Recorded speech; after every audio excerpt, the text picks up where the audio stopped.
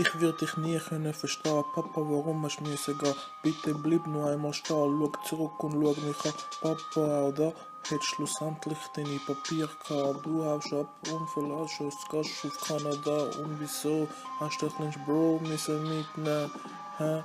So, fast nur in der Windel, 8, 11 und 13. Weiß nicht, ob ich dich so liebe oder hasse, will dich lieben, doch ich weiß einfach nicht wie. Wieso der älteste von 4, der einzige ohne Papier, unbelehrbar und stur wie ein Stier. So lang gewartet, ich kann mich nicht Geduld auf der Suche nach mir selber und hab mich noch nicht gefunden. Wieso liebst du uns nicht? Hinterlass uns all die Schuld, aber scheiß auf das Geld, denn es gibt nichts auf dieser Welt. Wenn ich mein lieber Vater fragt, wieso kannst du es nicht ein bisschen mehr deine Liebe schenken? Kein Telefon, nicht mal am Geburtstag, was soll ich über dich noch denken? Und ich lebe leblos in deinem Leben, eigentlich solltest du mich doch lenken. All die vergossenen Tränen, aber ich bin stark und griff nach den Sternen. Und ich kann nicht mehr pennen. All die vergossenen Tränen.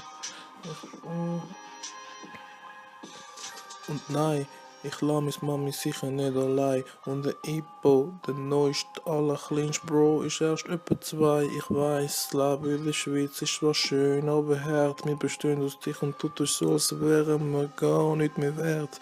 Ich weiss nicht, was das ist, schwarze Magie oder Voodoo.